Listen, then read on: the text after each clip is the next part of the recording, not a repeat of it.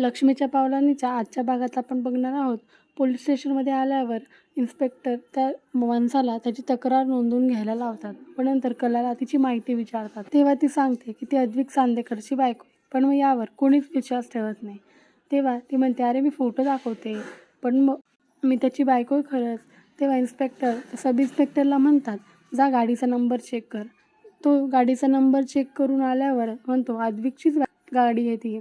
तेव्हा इन्स्पेक्टर म्हणतो, आता तुम्ही कबूल करा की तुम्ही ती गाडी चोरलेली आहे म्हणून. तेव्हा कला म्हणते, अहो पण मी त्याची बायको आहे खरंच. पण मग ते दोघं म्हणतात, अहो तुमचं राहणीमान, तुमचा मोबाईल हे सगळं तुम्ही अद्विक चांदेकरची बाई आहे हे दर्शवूनच देत नाही. तर तुम्ही इतक्या श्रीमंत असतात तर तुमचं राहणीमान कसं असतं? आणि इन्स्पेक्टर म्हणतात, आता कबूल करा बरं. पण कला मान्यच करत नाही व इन्स्पेक्टर सब इन्स्पेक्टरला सांगतात, तू ना अद्विकचा नंबर मिळव आणि त्यांना कॉल करून बघ. त्यांना थोड्या वेळातच त्याचा नंबर मिळतो. ते कॉल करून त्याला विचारतात की तुमची गाडी इथे मिळालेली पोलीस स्टेशनमध्ये आणि एक बाई घेऊन आली आहे. तेव्हा अद्विक गाडीवरच म्हणतो, हो माझी बायको ॲक्च्युली गाडी घेऊन निघाली होती, तर मी तिला शोधायला आलो आहे, आणि फोन ठेवून देतो. नंतर पोलीस स्टेशनमध्ये कला म्हणते, बघा येतोय ना तो, मान्य केलं ना त्यांनी. तेव्हा इन्स्पेक्टर म्हणतात, त्यांनी तर मान्य केलं, पण मग असं होऊ शकतं ना, त्यांची बायको गाडी घेऊन निघाली असेल आणि तुम्ही वाटतच त्यांची गाडी चोरली असेल. कलाकडे बोलायलाच काही नसतं, म्हणून ते अद्विकची वाट बघत असतात. इकडे रोहनच्या बेडरूममध्ये तो बसलेला असतो. तेव्हा नैना मागून त्याला हक करून विचारते, काय रे बाळाचे बाबा, तुम्हाला आता बाळासोबत खेळायचं आहे थोड्या दिवसांनी, तुम्ही काय मोबाईल घेऊन बसताय? आपण ना फिरायला जाऊ, काहीतरी पाणीपुरी भेळपुरी खाऊ, मस्त फ्रेश वाटतंय. तेव्हा तो उठून चिडतो व म्हणतो, मला सारखं सारखं चिटकत नको जाऊ हा. तेव्हा नैना म्हणते, मला खूप बोर होतं आहे. पण मग तेव्हाच रोहनचा फोन वाजतो व तसं मित्र त्याला लोणावळ्याबद्दल सांगतो. पण मग ट्रिप स्पॉन्सर करायला लावतो. कसं तरी तो मान्य करतो. पण मग फोन ठेवल्यावर विचार करतो, 10-12 जणांची ट्रिप म्हणजे खूपच पैसे लागणार. अजून तरी 2 ब्रांच माझ्या हातात आहे. तिथेच काहीतरी काळा बाजार करून पैसे कमवायला लागेल. इकडे पोलीस स्टेशनमध्ये अद्विक आल्यावर इन्स्पेक्टर त्याला विचारतात, ह्याच तुमच्या वाईफ आहे ना? तेव्हा अद्विक म्हणतो, हो नाईलाज असतो, हीच माझी वाईफ आहे. तेव्हा इन्स्पेक्टर त्याला सांगतात, तुमच्या बायकोने गाडी ठोकली आहे. तेव्हा अद्विक खूप चिडतो आणि कलाला म्हणतो, तुला डोकं आहे का? तू गाडी ठोकली, तुला येत नाही तर चालवते कशाला? तेव्हा कला पण चिडते व त्याला म्हणते, मी तुला म्हटलं होतं ना माझ्यासोबत चल, तू आला नाहीस, मग मी माझी गेली. तेव्हा अद्विक म्हणतो, मी का बरी येऊ? मी कुत्रा आहे, मी पप्पेट आहे, मी काही आहे, मी येऊ तुझ्या मागे तू म्हणशील तसंच? तेव्हा कला म्हणते, मी हे सगळं तुला म्हटलं नाही आहे, नाहीतर नंतर भांडणं झालं म्हणशील तू मला हे म्हटली म्हणून. तेव्हा ते दोघं खूपच भांडणं करतात. अद्विक तिला असंच म्हणत राहतो की तू तुझी मान्य कर की तुला गाडी येत नाही. पण कला म्हणते, अरे वेळ काय आहे आणि मला येते सगळं, तू पण मला ठोकलंच होतं ना मागे एकदा, आठव. तेव्हा अद्विकला ते आठवतं. पण मग त्यावरून पण ते भांडणं करतात की तू असंच करते तसंच करते म्हणून. सगळ्यांना कंटाळून इन्स्पेक्टर त्यांच्यावर ओरडतो. मग म्हणतो, अरे बस करा, का तुमच्यावरच केस करू मी, पोलीस स्टेशनमध्ये धिंगाणा घालता तर. तेव्हा सोहम त्यांना थांबवतो. तेव्हा इन्स्पेक्टर म्हणतो, चला निघा तुम्ही आता, आणि ते सगळे तिथून निघून जातात. पोलीस स्टेशनच्या बाहेर आल्यावर सोहम त्या दोघांना म्हणतो, मी गाडी घेऊन पुढे जातो, तुम्ही तुमच्या गाडीने या. तेव्हा अद्विक तिला म्हणतो, बघ हे पण तुला कंटाळले, निघ म्हणाले. तेव्हा कला म्हणते, आता गाडी तू चालवतोय की मी चालू वापस?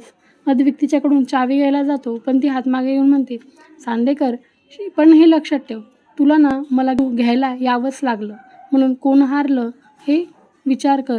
आणि ती त्याला टशन देऊन निघून जाते.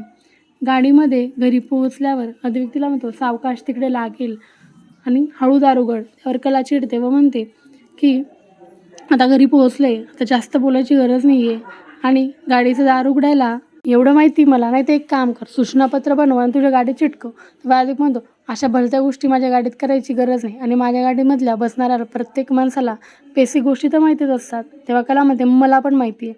पण मग अद्विक म्हणतो, तुला मी सांगितल्यावर कळतं सगळं, नाहीतर तू काही पण करून बसतेस. रूममध्ये नैना तयारी करत असताना तिथे रोहन फोनवर बोलत येतो व तो म्हणतो, हां माझ्या अकाउंटवर ट्रान्सफर होत नाही का पैसे? बरं मी कोणाचं तरी दुसऱ्याचं अकाउंट करतो, चालेल ना?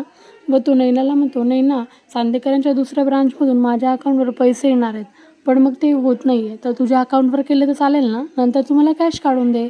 नैना हो म्हणते. राहुल खुश होऊन नंतर मनातल्या मनात म्हणतो, किती मूर्ख आहे ही, ऑनलाईन ट्रान्झॅक्शनच्या बाबतीत कोणावर विश्वास ठेवायचा नसतो, आणि ही जाऊ द्या, हिच्या मूर्खपणाचा मलाच फायदा होतो आहे. मग तिथून निघून जातो.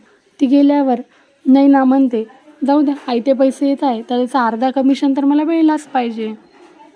इकडे गाडीमध्ये वापस अद्विक तिला हळू उतर म्हणतो व ते दोघं हळू उतरतात. पण मग उतरताना कलाकडून जोरात दार लावलं जातं. त्यामुळे अद्विकचं आणि तिचं वापस भांडण होतं आणि तो तिला म्हणतो, तुला चालवता येत नव्हतं तर कशाला घेऊन गेली गाडी.